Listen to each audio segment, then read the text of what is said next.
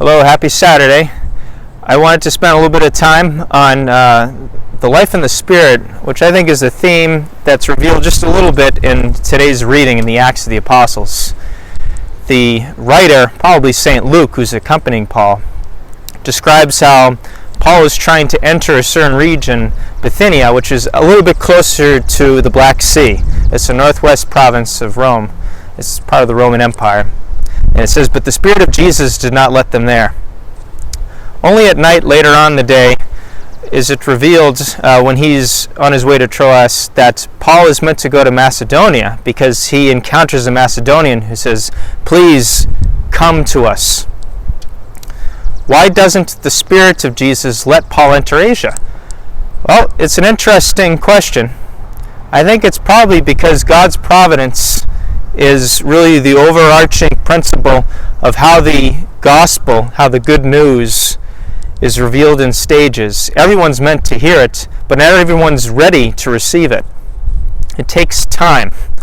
It takes a cultivation, an openness of the heart, and also of an openness of the people that are to receive it, the culture itself. The blood of the martyrs is the seed of the church, actually, is an expression of Tertullian coins in the 3rd century, and I think it rings true in this case. Perhaps the gospel wasn't meant to be received in that region because the people that God was choosing weren't ready just yet. When we look back on our life, sometimes we might be filled with regret and wonder, why do we make those decisions at that time? But if you look at it in God's eyes, you start to realize that perhaps we weren't ready to receive God and His church, and many of the people that He sends to us in little ways, we weren't ready. The magic words that we always have to remember are please, right? No, it's not please. It's thy will be done. It's not our wills, but God's will. And the struggle in life is trying to conform our will to God's will. So in this case, with St. Paul trying to go into one place but being redirected to another, it's a lesson I believe it's important for us to realize that not everybody is ready to receive the good news, but you have to be open to the Spirit, which is always located in the heart of Christ, who is seated at the right hand of the Father. The Spirit doesn't act without the Son, and the Son doesn't act without the will of God and the Father. It's always a triune relationship that we have to keep in mind.